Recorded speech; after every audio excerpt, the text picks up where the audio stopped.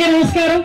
ఈ రోజు ఇద్దరు మహానుభావుల విగ్రహ ఆవిష్కరణలో మీ సంతోషంతో పాటు నన్ను కూడా పాల్పంచుకునే ఒక మంచి అవకాశం కలగజేసినందుకు మీ అందరి అభిమాన నాయకుడు సుమారుగా ఎలక్షన్ కౌంటింగ్ టైంలో ఎవరిది ఫస్ట్ లీడింగ్ లో ఉంది అంటే అర్మేల్ రాధాకృష్ణ. అప్పటికి ఇంకా ఒక రౌండ్ అయినట్టుంది, నాకు తెలిసి 1 or 2 రౌండ్స్ అయినాయి. ఎంత రాధాకృష్ణ గారి మెజార్టీ అంటే 20,000 దాటిపోయాడు పెద్ద మనిషి. అంటే లిటరల్లీ 50,000 ప్లస్ వస్తుంది ఆ రోజు మనకి మెజార్టీ అనుకున్నాం. అదేవిధంగా సుమారుగా దగ్గర 72,000 మెజారిటీతో మీ అందరూ కూడా గెలిపించుకొని ఈ రోజుకి సుమారుగా ఎలక్షన్ అయ్యి 1 సంవత్సరం ఆనందంలోని అదేవిధంగా ఇద్దరు మహానుభావుల విగ్రహావిష్కరణలోని ఇక్కడికి పాల్పంచుకునే ఒక మంచి అవకాశం నాకు వచ్చినందుకు ఇది నా అదృష్టం కింద భావించి మీ అందరికీ కూడా ప్రత్యేకంగా ధన్యవాదాలు తెలియజేసుకుంటున్నా. అదేవిధంగా ఈ రోజు పార్టీ కష్టకాలంలో ఉన్నప్పుడు తనదైన శైలిలో అసెంబ్లీలోని కూడా ముందుకొచ్చి వాళ్ళతో పాటు, అంటే ఇంచుమించుగా చెప్పాలంటే ఆ లాస్ట్ గవర్నమెంట్ లో అసెంబ్లీ అంటే నిజం కౌరవుల సభ కింద మనం భావించాలి. అటువంటి కౌరవుల సభలో కూడా ఎమ్మెల్యేగా ఉండి పోరాటం చేసిన మన ఉండి రామరాజు గారు, ఎక్స్ ఎమ్మెల్యే ఉండి రామరాజు గారికి, ఇప్పుడు ఏపీఎస్సీ చైర్మన్ గా బాధ్యతలు నిర్వహిస్తున్న మన ఉండి రామరాజు గారికి ప్రత్యేకంగా ధన్యవాదాలు నమస్కారాలు తెలియజేసుకుంటూ, ఈ గ్రామ సర్పంచ్ మన నాగమణి గారికి, ఈ కార్యక్రమాన్ని ఇంత పెద్ద ఎత్తున చేసిన అన్ని వర్గాల నాయకులకి, తెలుగుదేశం పార్టీ కుటుంబ సభ్యులకి, ఎన్డీఏ పార్టీ కుటుంబ సభ్యులకి అందరికీ కూడా పేరు పేరున ధన్యవాదాలు నమస్కారాలు.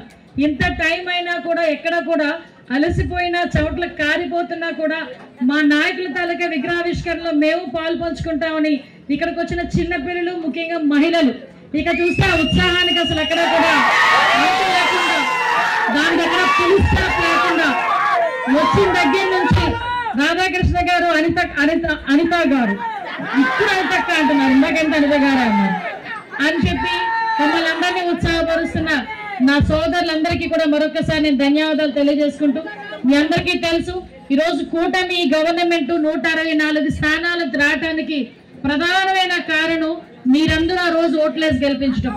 ఎందుకంటే 2019లో మీరందరూ కూడా ఆ రోజు నమ్మకంతో జగన్మోహన్ రెడ్డిని గెలిపించిన దగ్గర నుంచి కూడా టార్గెట్ ఎవరుగా పనిచేశాడంటే దళితుల్నే టార్గెట్ చేసి ఆ రోజు పనిచేసిన పరిస్థితి. డాక్టర్ సుధాకర్ దగ్గర నుంచి మొదలు పెట్టుకుని డాక్టర్ సుధాకర్ అనే డాక్టర్ ని నడి రోడ్డు మీద చిత్రహింసలు పెట్టించి పిచ్చోడి కింద ముద్రేసిన పరిస్థితి. ఆ రోజు నుంచి మా పోరాటం స్టార్ట్ అయింది.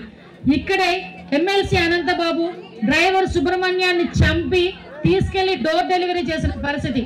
అదేవిధంగా వరప్రసాద్ అన్న కుర్రాడిని ఇసుక కుంభకోణం చేస్తున్నారని నన్ను అడిగితే సాక్షాత్తు పోలీస్ స్టేషన్ లోనే కూర్చోబెట్టి శిరోముండనం చేసిన పరిస్థితి.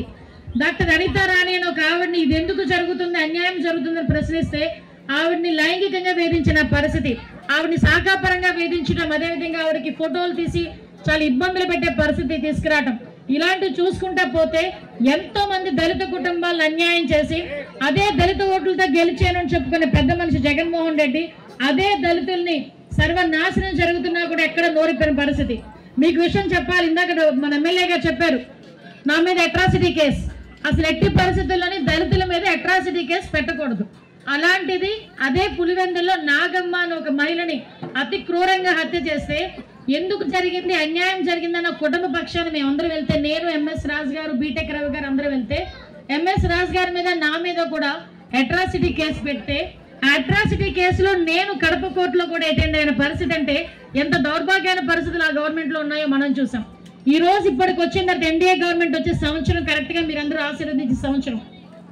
ఈ సంవత్సర కాలంలో దళితుల సంక్షేమ ధ్యేయంగా పనిచేసాం తప్ప ఎక్కడ కక్షలకి కార్పణ్యాలకి కూడా తావు లేకుండా ఈ రోజు పనిచేసిన సందర్భం. ఈ రోజు నిజంగా తణుకు నియోజకవర్గంలో చాలా నేను ఆశ్చర్యపోయాను. ఈ రోజు తణుకు నియోజకవర్గంలో మీ ఎమ్మెల్యే గారు నాకు మాత్రం ఈ విషయంలో మోసం చేశారు. విగ్రహాల ఓపెనింగ్ అమ్మా రా అన్నారు. విగ్రహాల ఓపెనింగ్ ఒకటేనేమో అనుకున్నా. సుమారుగా దగ్గర ఒక 10 కోట్ల పైన ఉంటాయండి.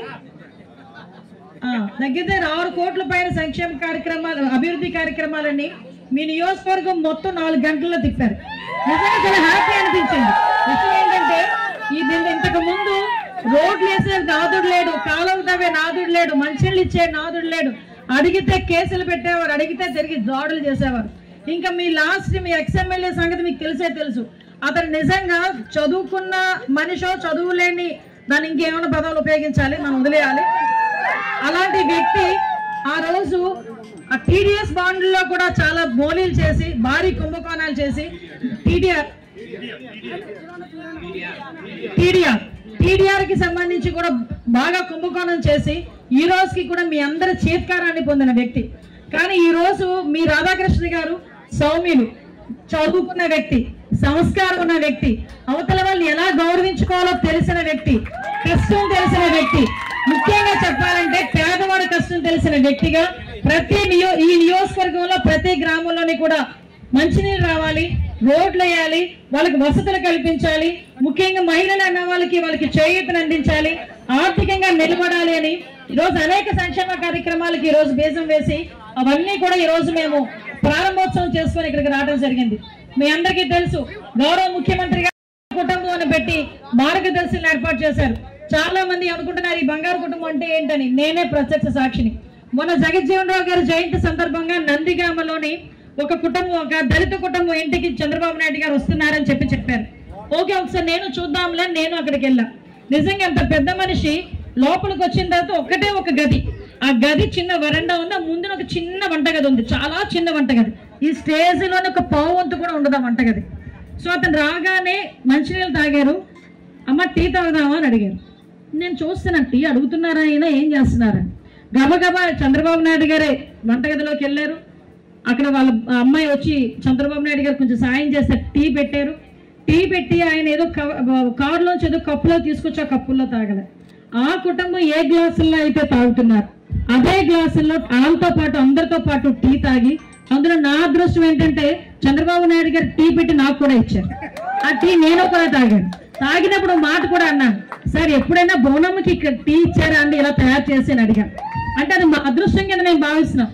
అంతటి మహానుభావుడు, అంతటి విజనున్న నాయకుడు ఒక సమానత్వం చూపించడానికి తనే ఒక మార్గదర్శిగా ముందుకొచ్చి ఆ కుటుంబంలో ఒక మనిషిగా స్వేచ్ఛ సమానత్వాలు ఉండాలని తెలియజెప్పడానికి ఒక ముఖ్యమంత్రి స్థాయిలో అతను వచ్చి ఆ కుటుంబాన్ని ఆదుకోవడానికి ఒక మార్గదర్శిని తీసుకొచ్చి ఆ కుటుంబాన్ని ఈ రోజు నిలబెట్టే పరిస్థితి.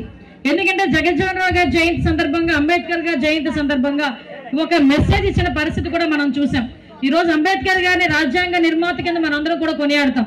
ఈ రోజు నేను గాని, ఇక్కడ మీరు గాని, రాబోయే కాలంలో ఇక్కడ చదువుకుంటున్న పిల్లలు గాని ఎవరైనా ఈ రోజు కడుపు నిండా భోజనం చేస్తున్నామన్నా, ఇక్కడ నుంచొని మాట్లాడుతున్నామన్నా ఆ రోజు అంబేద్కర్ గారు పెట్టిన భిక్షగానే మనం భావించాలి. ఈ రోజు అసెంబ్లీలో నాలాంటి వ్యక్తి, ఒక సామాన్య టీచర్ అసెంబ్లీలోకి వెళ్ళి అధ్యక్ష అనగలిగిందంటే ఆ రోజు మన అంబేద్కర్ గారు పెట్టిన భిక్ష కింద మనం భావించాలి. అదేవిధంగా మనందరికీ తెలుసు జగజ్జీవన్ రావు గారు ఇద్దరు కూడా దళిత వర్గాలకి రెండు కళ్ళు లాంటి వాళ్ళు. ఒక కన్ను మూసి ఒక కన్ను ఉంటే మనకు కాదు, చూపు సరిగా ఉండదు.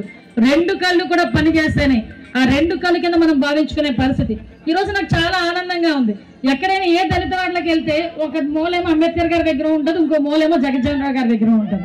కానీ ఇద్దరిని తీసుకొచ్చి ఒకే వేదిక మీద పెట్టేది అది ఈరోజు దళితుల తాలూకా, దళితుల తాలూకా ఐక్యత అని మనందరం చెప్పాలి. ఈ రోజు ఎన్నో సందర్భాల్లో దళితుల మధ్యలో చిచ్చు పెట్టాలని చాలా రాజకీయ వర్గాలు ప్రయత్నం చేశాయి. కానీ ఈ రోజు మీరందరూ కూడా, ముఖ్యంగా ఈ ఇల్లందరపర్రు గ్రామ ప్రజలందరూ కూడా, ముఖ్యంగా దళితులు ఆంధ్రప్రదేశ్ రాష్ట్రంలో చాలా మందికి ఈ రోజు మార్గదర్శకులుగా నిలబడ్డారని చెప్పడానికి నేను చాలా హ్యాపీ ఫీల్ అవుతున్నాను. మన 30 సంవత్సరాలు ఇందాకే మన ఏపీ చైర్మన్ గా చెప్పారు, 5 సంవత్సరాలు 10 సంవత్సరాలు రాజకీయం చేయడమే చాలా కష్టం అనుకుంటే, మన జగజ్జీవన్ రావు గారు సుమారుగా 30 సంవత్సరాల పాటు మంత్రిగా ముందుకెళ్లిన పరిస్థితి. అదేవిధంగా ఎన్నో మంత్రిత్వ శాఖలు చేసి ఉప ప్రధానమంత్రి అయిన వ్యక్తి. అటువంటి వ్యక్తి తాలూకా ఆయుధం గాని, అంబేద్కర్ గారి తాలూకా ఆయుధం గాని ఆ పొజిషన్స్ కి రావడానికి కేవలం చదువు మాత్రమే. ఆ చదువు మీ అందరికీ ఉండాలనే ఉద్దేశంతోనే గౌరవ ముఖ్యమంత్రి గారు కానీ, గౌరవ పవన్ కళ్యాణ్ గారు కానీ ఈరోజు ఆలోచన చేసి ప్రతి ఒక్క స్కీమ్ ని కూడా మళ్ళీ తిరిగి తీసుకొచ్చారు. ఈరోజు సమానంగా మనకి పదవులు కూడా చేసిన సందర్భం. మొన్నే మనకి గ్రీష్మ గారికి ఎమ్మెల్సీ పదవి ఇస్తే ఈరోజు కేఎస్ జవహర్ గారికి ఈరోజు ఎస్సీ కమిషన్ చైర్మన్ గా కూడా ఇచ్చిన సందర్భం. అదేవిధంగా ఎన్నో స్కీములకి ఆ రోజు తిలోదకాలు ఇచ్చేస్తే మళ్ళా స్కీములన్నింటినీ పెట్టి మళ్ళీ ఎస్సీ సప్లైన్ ద్వారా వచ్చే నిధుల్ని మళ్ళీ ఎస్సీ వార్డులకి ఖర్చు పెట్టాలని మళ్ళీ తిరిగి తీసుకొచ్చిన సందర్భం. ఇవన్నీ కూడా దయచేసి గుర్తుపెట్టుకోండి. ఇంకా మాట్లాడుతూనే ఉంటుంది మీ అంతక్క, టైం వదిలేస్తారు. కానీ కొన్ని కొట్టేలా ఉన్నారు కూడా, గట్టిగా మాట్లాడితే ఇంకోసేపు మాట్లాడితే అయితే పర్లేదు తమ్ముడు, నువ్వు తిన్నావా, వచ్చావా, చేస్తావా, నిజంగా కడుపు నిండిపోయింది. ఇప్పుడు నాకు రాధాకృష్ణ గారు భోజనం పెట్టమన్నా పర్వాలేదు. కానీ ఒకటేంటంటే చాలా సంతోషం, ఒకటే చెప్తున్నానమ్మా, విగ్రహాలు పెట్టేటప్పుడు ఉన్నంత శ్రద్ధ ఆ విగ్రహాలు మనకి ఇచ్చిన మార్గదర్శకాలను పాటించడంలో కూడా ఉండాలి. మీరే ఆదర్శంగా ఉండాలి. యువత చెడిపోతున్న, ఎవరైనా పక్కదారి పడుతున్న యువతకి కూడా ఇప్పుడు విగ్రహాలు పెట్టడంలో చూపించిన యువత మీరందరూ కూడా వాళ్ళకి మార్గదర్శులుగా ఉండాలని మనస్ఫూర్తిగా కోరుకుంటూ, ఆ విగ్రహాలు పెట్టడంలోనే చాలా పెద్ద మనుషులందరూ కూడా తలో చేశారు.